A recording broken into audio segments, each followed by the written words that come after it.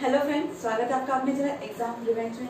तो फ्रेंड्स, हमने last time Sindhu घाटी सभ्यता को खत्म किया था और उसके इम्पोर्टेंट क्वेश्चन किए थे। और फिर आज से हम हमारा नया टॉपिक स्टार्ट करने जा रहे हैं, जो टॉपिक है वैदिक सभ्यता। ठीक है, तो चलिए फिर हमारे टॉपिक के बारे में हम देखते हैं। सबसे पहले वैदिक सभ्यता है, उसकी हमको जानकारी कहाँ से प्राप्त होती है?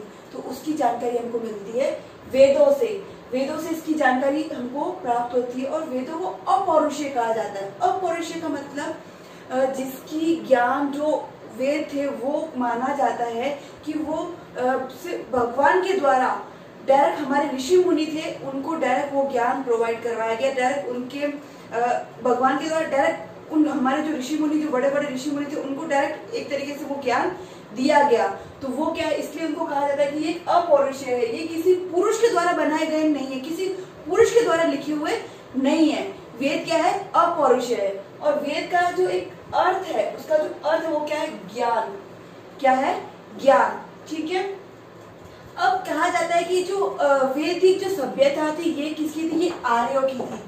माना जाता है कि ये जो वैदिक सभ्यता थी ये आर्यों की थी। और ये किसके द्वारा माना जाता है?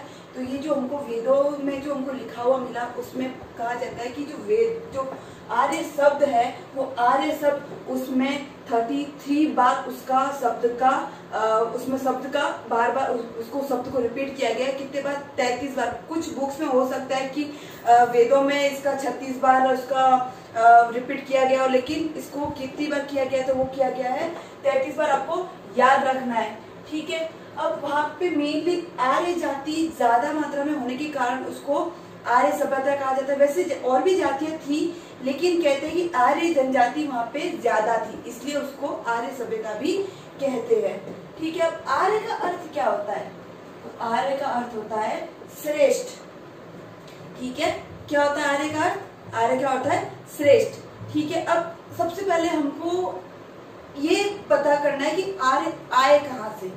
ठीक है। और वो कहाँ पे रहे, और हमको किस किस के माध्यम से उनकी जानकारी प्राप्त होती है कि वो लोग यहाँ पे इस सीमा से इस सीमा तक के मध्य तक उनका निवास स्थान माना जाता है। तो वो एक बार हम देखते हैं। चलिए फिर हमने ना एक इंडिया का मैप बनाया है। अब सबसे पहले देखिए कि आर्यों का जो स्थान जो माना जाता है कि वो कहाँ से आए थे, तो वो आए थे अफगान की साइड से आए थे। सबसे पहले कहा जाता है कि जो यहाँ से देखो आर्य आए, फिर वो रहे होंगे तो सबसे पहले वो रहे अफगान में। और जो हमारा इंडिया का जो पार्ट है, यहाँ देखिए ये पंजाब में है। ठीक है। अफगान में रहे, पंजाब में रहे। और अफगान के बारे में हमको जानकारी मिलती है वेदों में। अफगान की 4 नदियों का उल्लेख किया गया है।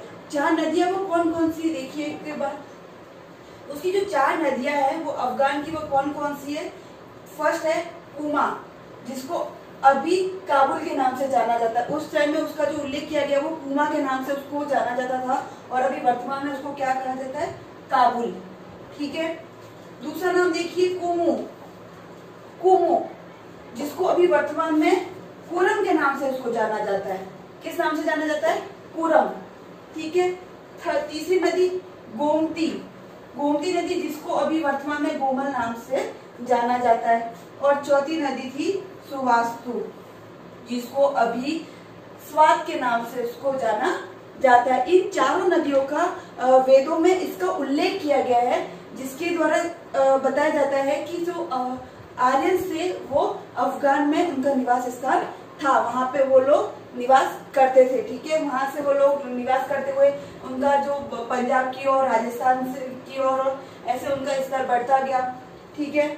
और जो ये जो उल्लेख किया गया है ये ऋग्वेद में किया गया है। ऋग्वेद में बताया गया है कि जो ये अफगान की जो 4 नदियां हैं इनके बारे में ऋग्वेद में इसका उल्लेख किया गया है। ठीक है। फिर देखते हैं कि इसका जो आर्यंस है वो आर्यंस कहाँ तक उनका निवास स्थान माना जाता है।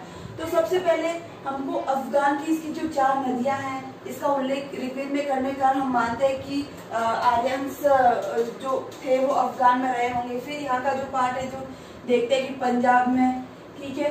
फिर हम देखते हैं कि जो आर्यंस थे वो सुरा का सेवन तो नहीं करते थे, लेकिन सोमरस का सेवन करते थे। एक तरीके से कहा जाए तो कि मतलब शराब नहीं पीते थे, लेकिन वो लोग बियर को अच्छा मानते थे। ऐसी इस लैंग्वेज का भी हम एक तरीके से प्रयोग कर सकते हैं कि वो लोग शराब नहीं पीते थे, लेकिन वो लोग बियर को अच्छा मानते थे। तो तो इसलिए वो लोग जो आर्य थे वो लोग सुरा को तो गलत मानते थे, लेकिन सोमरस का वो लोग सेवन करते थे। तो उनको सोमरस कहाँ से प्राप्त होता था? तो सोमरस उनको प्राप्त होता था एक जो हिमालय की चोटी है, मुंजवत चोटी, जिसका जिक्र किया गया है। इसका जिक्र किसमें किया गया है? तो ऋग्वेद में इसका जिक्र किया गया है। बताया गया है कि वो लोग जो मुंजवत चोटी थी वहां से उनको सोमरस प्राप्त होता था। इसका जिक्र ऋग्वेद में किया गया है। ठीक है, फिर राजस्थान में, तो राजस्थान में भी इसका जिक्र किया जाता है। राजस्थान का नाम बताया जाता है ब्रह्मव्रत, जिसको हम अभी राजस्थान कहते हैं, पहले उसको ब्रह्मव्रत के नाम से उसका जिक्र उसमें किया गया है ऋग्वेद में। ठीक है, फिर हम देखते हैं कि जो फिर यहाँ पे गंगा नदी का एक बार जिक्र किया गया है। ठीक है, गंगा नदी का एक बार जिक्र किया गया है किसमें? ऋग्वेद में। फिर यमुना नदी का जिक्र किया गया है 3 बार। यमुना नदी का 3 बार जिक्र किया गया है, जिससे हम कह सकते हैं कि वो लोग, उनका जो निवास स्थान था उनका ऊपर की ओर तो मुंजवत चोटी तक उनका निवास स्थान माना जाता है। फिर पंजाब में, फिर राजस्थान में इसका ब्रह्मवत के नाम से इसका ऋग्वेद में जिक्र किया गया है। फिर गंगा नदी के किनारे और फिर जमुना का इसमें जिक्र होने के कारण हम मानते हैं कि इनका जो निवास स्थान था वो निवास स्थान मेनली जो इस भाग में माना जाता है। ठीक है, ये आपको याद रखना है। फिर हम मानते हैं कि ये जो हमारे अलग अलग विद्वानों के द्वारा बताया गया कि वो लोग, उनका जो मूल निवास स्थान था तो वो कहाँ का था, तो एक बार उसके बारे में हम देखते हैं। ठीक है, अब जो मैक्स मुलर थे, मैक्स मुलर मानते थे कि मध्य एशिया से ये लोग आए। इसका जो निवास स्थान था, मूल निवास स्थान था, वो मैक्स मुलर के अनुसार था मध्य एशिया। ठीक है, फिर बाल गंगाधर तिलक और भी जो हमारे जो विद्वान थे वो मानते हैं कि उत्तरी ध्रुव से आए। अब उत्तरी ध्रुव से वो इसलिए मानते हैं क्योंकि वेदों में लिखा गया है कि 6 महीने का दिन, 6 महीने का तो दिन और 6 महीने की रात, तो 6 महीने का दिन और 6 महीने की रात, तो ये तो उत्तरी ध्रुव में ही मतलब 6 महीने के दिन और 6 महीने की रात होती है।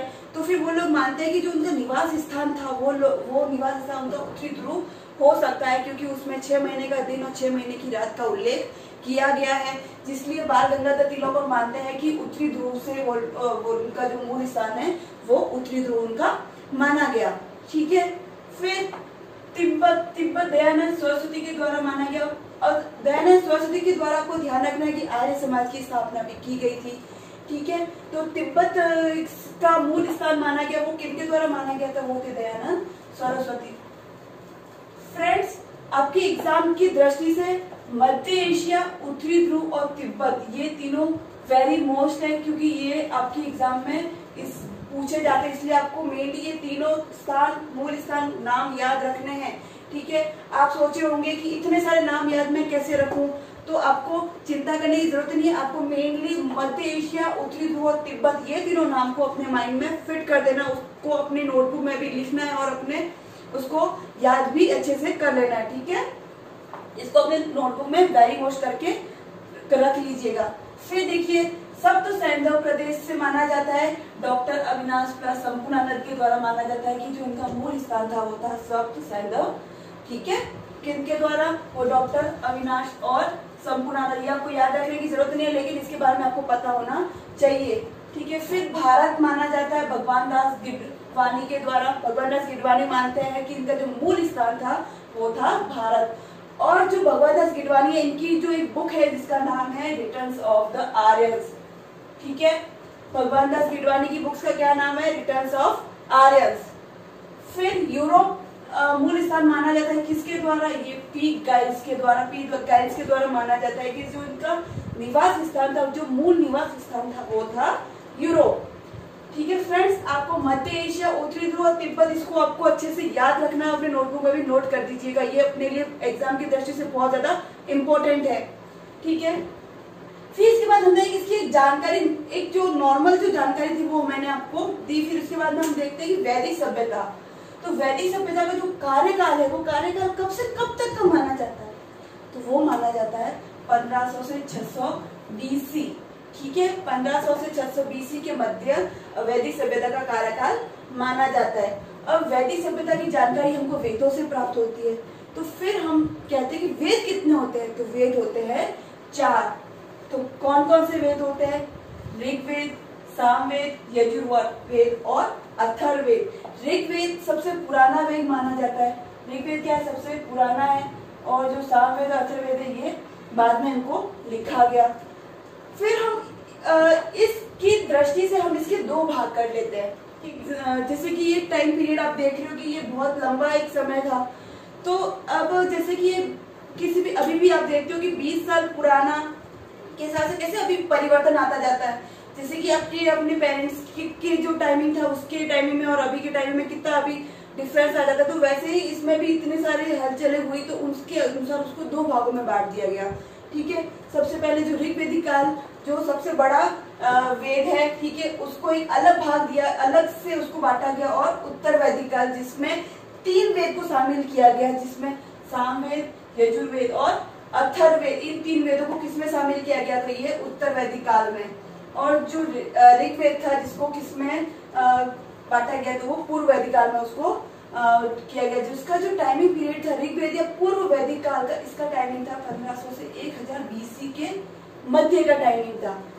ऋग्वेद में कौन सा कब से कब तक का इसका समय बताया जाता है? तो 1500 से 1000 BC। और जो उत्तर वैदिक काल है इसका टाइमिंग पीरियड कब से कब तक का है? तो वो है 1000 BC से 600 BC के मध्य। ठीक है। और फ्रेंड्स आपको एक क्वेश्चन यहाँ से पूछा जाता है जो आपको पता होगा, और पता होगा तो फ्री आप अपने कमेंट्स बॉक्स में भी उसको टाइप कीजिएगा, कमेंट बॉक्स में भी बताइएगा। वैसे मैं इसका आंसर तो आपको बता रही हूँ, लेकिन फिर भी आपको अपने कमेंट्स बॉक्स में उसका आंसर लिखना है कि वेद त्रयी में कौन सा वेद शामिल नहीं है। जो वेद त्रयी है उसमें कौन सा वेद शामिल नहीं है? तो वो वेद कौन सा है? वो है अथर्ववेद। अथर्ववेद वेद त्रयी में शामिल नहीं है, क्योंकि ये बाद में लिखा गया। किसके द्वारा? अथर्वा ऋषि के द्वारा लिखा गया। इसके लिए जो वेद त्रयी है उसमें अथर्ववेद को शामिल नहीं किया जाता है। ठीक है। और उत्तर वैदिक काल में ऋग्वेद को शामिल नहीं किया जाता। उत्तर वैदिक काल में 3 वेद आते हैं, सामवेद, यजुर्वेद और अथर्ववेद। ठीक है। आपको ध्यान रखना है कि वेद त्रयी में कौन सा वेद शामिल नहीं है, तो अथर्ववेद वेद त्रयी में शामिल नहीं है। ये आप अपनी नोटबुक में इसको वेरी मोस्ट करके नोट कर दीजिएगा। फिर हम देखते हैं कि जो वैदिक साहित्य है, ठीक है, जिसको हम श्रुतिलेख जिस कहते हैं, 2 प्रकार से साहित्य होते हैं, एक तो श्रुति और स्मृति। ठीक है। श्रुति जो सुन के उसको आगे से आगे उसका पीढ़ी दर पीढ़ी में उसका ट्रांसफर हुआ। ठीक है। और स्मृति जिसको लिखा गया। ठीक है। फिर देखते हैं कि जो श्रुति है वो जो वैदिक साहित्य में जो शामिल किए जाते हैं वो कौन कौन से है? वो है वेद, ब्राह्मण्य, अरण्य और उपनिषद। फ्रेंड्स, इसके बारे में जब हम ये टॉपिक लेंगे तब इसके बारे में हम आपको अच्छे से इसकी जानकारी देंगे। ठीक है। अब हम वेद के बारे में जानते हैं कि हमको जो जानकारी वैदिक सभ्यता के बारे में मिलती है वो जानकारी हमको किसके द्वारा मिलती है? तो हमको वेदों के द्वारा मिलती है। इसके अंदर कितने मंत्र है, कितने सूक्त है, वो हम जब इस टॉपिक को पढ़ेंगे तब उसके बारे में हम जानकारी आपको देंगे। ठीक है। फिर ब्राह्मण ग्रंथ, फिर अरण्य का मतलब जो जंगलों के जो ऋषि मुनि हमारे थे, जो ज्ञान प्राप्त करने के लिए जंगलों की ओर जाते थे, तो वो जो ज्ञान उनको प्राप्त हुआ तो उसको कहते हैं अरण्य। ठीक है। फिर उपनिषद, वेदांत। फिर जो सूक्त साहित्य है या स्मृति साहित्य, इसको वैदिक साहित्य में शामिल नहीं किया जाता है। फ्रेंड्स, ये आपको ध्यान रखना है कि जो स्मृति साहित्य है ये वैदिक साहित्य में शामिल नहीं किया जाता है। ठीक है। अब हमको ध्यान रखना है जो वेदों के जो संकलन करता थे वो किनको माना जाता है? तो ये है कृष्ण द्वैपायन। कृष्ण द्वैपायन को वेदों के संकलन करता माना जाता है, जिसके द्वारा इनको वेद व्यास के नाम से भी जाना जाता है। किसके नाम से जाना जाता है? वेद व्यास। ठीक है।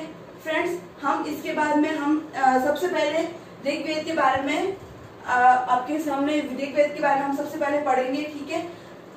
फिर इसकी आगे की जानकारी हम आपको अपने अगले वीडियो में देंगे। Thank you.